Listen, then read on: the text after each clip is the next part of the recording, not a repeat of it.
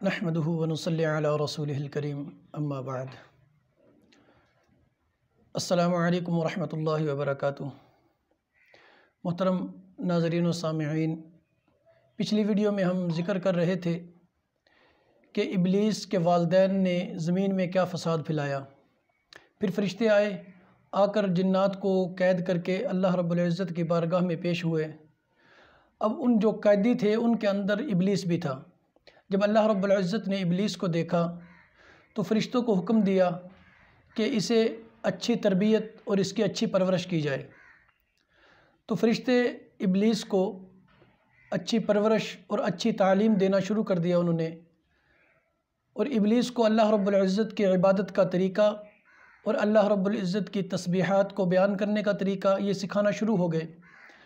کچھ وقت کے بعد ابلیس ذہین تو تھا، اس نے اتنی مہارت اختیار کر لی، اتنا مقرب ہوا کہ اللہ رب العزت کی اتنی تسبیحات بیان کرتا کہ جب فرشتے اسے دیکھتے، جس وقت بھی، صبح، دوپہر، شام، رات، دن، کوئی نہیں تھا، وہ صرف اللہ رب العزت کی تسبیحات بیان کرتا رہتا، اللہ رب العزت کی عبادت کرتا رہتا۔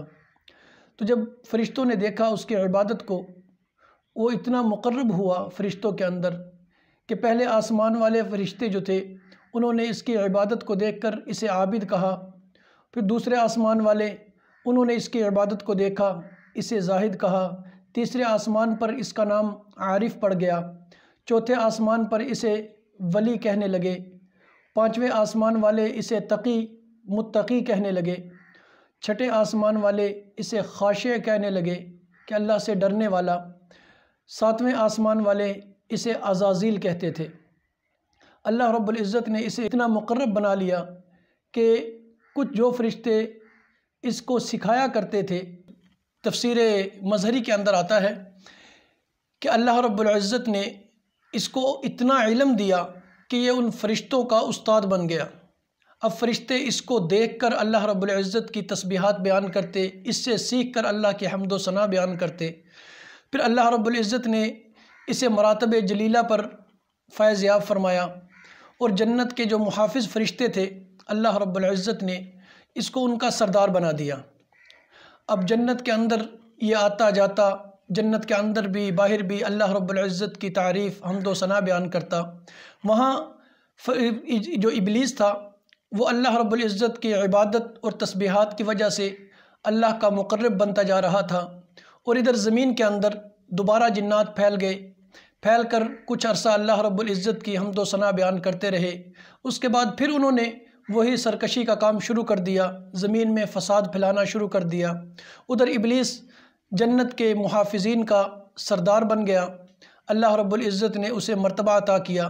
پھر جب زمین کے اندر سرکشی جنات کی بہت زیادہ بڑھی تو اللہ رب العزت نے ابلیس کو اپنے دربار میں بلا کر اللہ نے حکم دیا کہ اے ابلیس، اے عزازیل، جو کہ آسمان پہ، ساتویں آسمان پہ نام اس کا عزازیل تھا، تو اے عزازیل، اپنے لشکر کو، اپنے قافلے اور گروہ کو لے کر تو زمین پہ جا، یہ جو فساد پھیلانے والے ہیں ان سے زمین کو پاک کر دے۔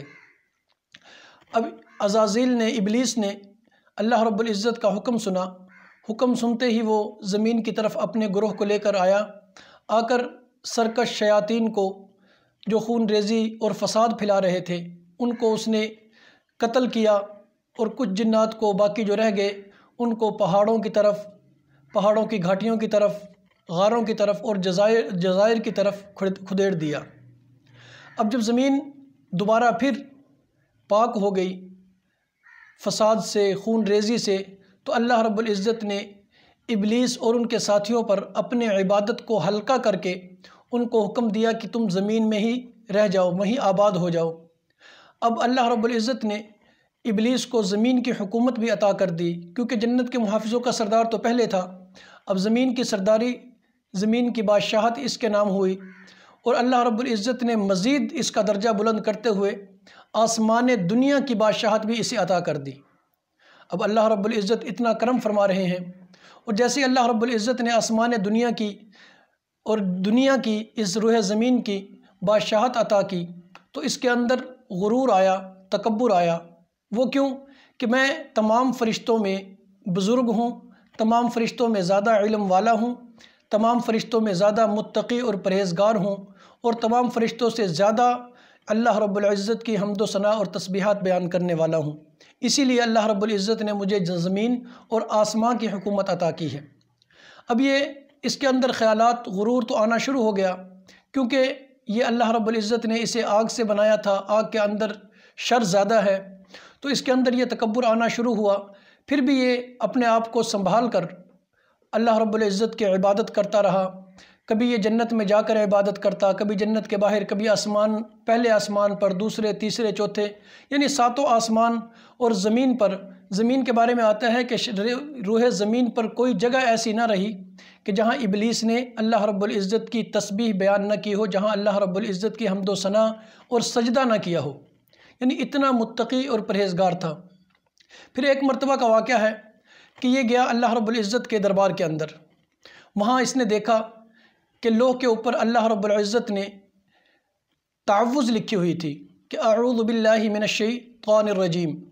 جب اس نے وہ پڑھا اور نیچے لکھا ہوا تھا کہ اللہ رب العزت کا ایک بہت ہی مقرب ہوگا، اللہ رب العزت کا وہ نافرمان بن جائے گا، اللہ رب العزت اس کو اپنے دربار سے نکال کر باہر پھینک دیں گے۔ اب جب اس نے یہ دیکھا اور دل میں سوچا کہ ایسا کون بدبخت ہوگا کہ جس کو اللہ رب العزت اتنے مراتب عطا فرمائے، پھر وہ اللہ کی نافرمانی کرے۔ جب اس نے یہ سوچا، پھر اس کے دل میں خیال آیا کہ کہیں وہ شخص میں تو نہیں، تو اس نے، کتابوں میں آتا ہے کہ اس وجہ سے، اس غم کے اندر 2 سال اللہ رب العزت کی عبادت کی، اللہ کے سامنے گڑ گڑایا کہ یا اللہ مجھے وہ شخص نہ بنانا، اس شخص سے مجھے محفوظ رکھنا کہ میں ایسا نہ بن جاؤں کہ آپ کی نافرمانی اور آپ نے جو مراتب عطا کیے ہیں ان کا لحاظ نہ کرتے ہوئے میں آپ کے حکم کی سرعام نافرمانی کر بیٹھوں۔ جب 2000 سال یہ روتا رہا اور جنت میں، آسمانوں پر، دنیا کے اندر اللہ رب العزت کی حمد و ثنا بیان کرتا رہا، ادھر اللہ رب العزت کی قدرت کو کچھ اور ہی منظور تھا۔ اللہ رب العزت نے ارادہ فرما لیا تھا کہ اب جنات نے، کیونکہ تاریخ کی کتاب ہے یہ، تاریخ کے اندر آتا ہے کہ اس سے پہلے، یعنی ابلیس کے والدین سے پہلے بھی اللہ رب العزت نے 3 سے 4 مرتبہ جنات کے اوپر اپنا عذاب بھیج کر زمین کو پاک کیا تھا۔ تو اللہ رب العزت نے ارادہ فرمایا کہ میں زمین پہ اپنا ایک خلیفہ بناؤں۔ اللہ رب العزت نے فرشتوں کو حکم دیا، کچھ مخصوص مقامات اور پوری دنیا سے مٹی اکٹھی کر کے وہ اللہ رب العزت کے حکم کے مطابق وہاں لے گئے۔ تو اللہ رب العزت نے ایک پتلا، ایک ڈھانچہ تیار کیا۔ جب اللہ رب العزت نے ڈھانچہ تیار کرنے کے بعد اس کے اندر روح پھونکی، تو اللہ رب العزت نے روح پھونکتے ہی ان کو، یعنی آدم علیہ السلام کو کچھ نام سکھائے۔ جیسے قرآن کے اندر آتا ہے کہ وَعَلَّمَ آدَمَ الْأَسْمَاءَ كُلَّهَا، اللہ رب العزت نے آدم علیہ السلام کو اسماء کی تعلیم دی، کچھ ناموں کی تعلیم دی، سکھائے۔ تو اللہ رب العزت نے فرشتوں کو کہا کہ میں زمین پر اپنا ایک خلیفہ بنانے والا ہوں، کیونکہ جنات ہزاروں سالوں سے رہ رہے ہیں، وہ تو فساد پھیلا رہے ہیں، خون ریزی کر رہے ہیں، اس لیے میں زمین پر اپنا ایک خلیفہ بنانے والا ہوں۔ تو اللہ رب العزت قرآن کے اندر فرماتے ہیں کہ وَإِذْ قَالَ رَبُّكَ لِلْمَلَائِكَةِ إِنِّي جَاعِلٌ فِي الْأَرْضِ خَلِيفَةً، تو فرشتوں نے کہا یا اللہ، ہم آپ کی تسبیحات، آپ کی حمد و ثنا، آپ کی تعریف بیان کرنے کے لیے کافی نہیں ہیں، جو آپ زمین پر خلیفہ بنا کر بھیجیں گے وہ جنات کی طرح زمین پر فساد پھیلائیں گے۔ تو اللہ رب العزت نے فرشتوں کو کہا کہ مجھے یہ اسماء، ان چیزوں کے نام بتاؤ۔ تو فرشتے عاجز آ گئے، کہنے لگے یا اللہ، ہمیں صرف اتنا پتہ ہے جو آپ نے ہمیں بتایا ہے، ان کے بارے میں ہم نہیں جانتے۔ تو اللہ رب العزت نے آدم علیہ السلام کو حکم دیا کہ آدم تم نام سناؤ۔ آدم علیہ السلام نے وہ اللہ تعالیٰ کے سکھائے ہوئے نام سارے سنا دیے۔ جب آدم علیہ السلام نے نام سنائے تو فرشتے تعجب سے کہنے لگے کہ اللہ رب العزت، یا اللہ تو بہتر جانتا ہے، ہم نہیں جانتے۔ اللہ رب العزت نے فرمایا کہ انی اعلم ما لا تعلمون، میں نے کہا نہیں تھا کہ میں وہ جانتا ہوں جو آپ لوگ نہیں جانتے، میں بہتر جاننے والا ہوں۔ فرشتوں نے عاجزی سے سر جھکا لیا۔ تو اللہ رب العزت نے حکم دیا فرشتوں کو کہ آپ ایسا کرو، تمام کے تمام فرشتے اس پتلے کو، آدم علیہ السلام کو سجدہ کرو۔ اب قرآن کہتا ہے کہ اسجدوا لآدم فسجدوا الا ابلیس، کہ تمام کے تمام کلہم اجمعون الا ابلیس، کہ تمام کے تمام فرشتوں نے اللہ رب العزت کے سامنے اللہ رب حکم پر آدم علیہ السلام کے سامنے سجدہ ریز ہو گئے، الا ابلیس۔ اب ابلیس نے سجدہ نہیں کیا، کیوں؟ اللہ رب العزت نے اس کو اتنا مرتبہ دیا تھا، آسمان دنیا کی اور روح زمین کی بادشاہت اس کے پاس تھی، اللہ رب العزت کے ہاں بہت زیادہ مقرب تھا، جنت کے محافظوں کا سردار تھا، اور پھر اللہ رب العزت کے ہاں اتنا مقبول تھا کہ کچھ فرشتے اس کے علم کی وجہ سے اس سے سبق لیا کرتے، اس سے سیکھا کرتے اللہ رب العزت کے حمد و ثنا کا طریقہ۔ اب اس کے اندر غرور آ گیا، کیوں؟ کیونکہ وہ آگ سے پیدا ہوا، آگ کے اندر شر بہت زیادہ ہے، اس وجہ سے اس کے اندر غرور تو پہلے ہی آ چکا تھا، ایک چنگاری اس کے دل میں جل چکی تھی، تو اللہ رب العزت نے کہ اس حکم کی وجہ سے اس کے دل کے اندر جو چنگاری تھی وہ شعلہ بنا، اور اس نے اللہ رب العزت کے اس حکم کو ماننے سے انکار کر دیا۔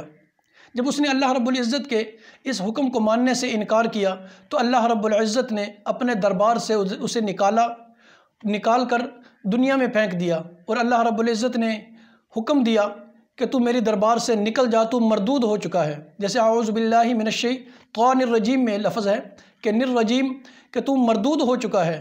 اللہ رب العزت نے جب اسے آسمان سے اپنی بارگاہ سے اپنے دربار سے دنیا میں بھیجا، دنیا میں آنے کے بعد اس نے اللہ رب العزت سے التجا کی کہ یا اللہ، میں نے ہزاروں سال آپ کی عبادت کی ہے، آپ کی تسبیحات بیان کی ہے، آپ کی حمد و ثنا بیان کی ہے، یا اللہ کیا میری وہ ہزاروں سال کی نعمت، وہ ہزاروں سال کی محنت جو ہے وہ ایسے ہی ضائع چلی جائے گی؟ یا اللہ اس کے بدلے میں مجھے کچھ عطا کر دیں۔ اللہ رب العزت نے فرمایا کہ اے ابلیس بتا تجھے کیا چاہیے؟ تو ابلیس نے کہا یا اللہ مجھے قیامت تک کے لیے مہلت دے دی جائے۔ اللہ رب العزت نے ابلیس کے اس کی وجہ سے کہ جو تسبیحات بیان کی اس نے وہ جتلائی، اللہ نے کہا ابلیس تجھے قیامت تک کے لیے مہلت ہے۔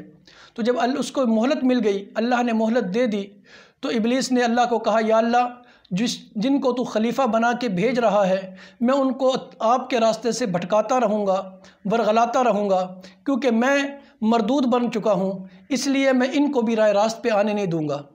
اللہ رب العزت نے فرمایا کہ جو میرے بندے ہوں گے وہ تیری بات کبھی نہیں مانیں گے، وہ تیرے راستے پہ کبھی نہیں چلیں گے، اور جو تیرے راستے پہ چلیں گے ان کے جسموں سے میں جہنم کو بھر دوں گا۔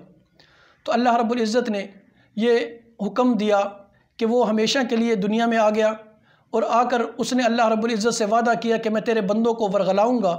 وہاں سے انسان اور جنات کی دشمنی شروع ہوئی۔ جب انسان اور جنات کی دشمنی شروع ہوئی، وہ آباد ہوا، پھر اس نے اپنا شر پھیلانا شروع کیا۔ تو انشاءاللہ اس سے آگے جو ہے نیکسٹ ویڈیو کے اندر ہم ذکر کریں گے کہ کیسے ابلیس نے، شیطان نے دنیا کے اندر فساد پھیلایا، پھر کیسے انسانیت کو نقصان پہنچایا۔ السلام علیکم ورحمۃ اللہ وبرکاتہ۔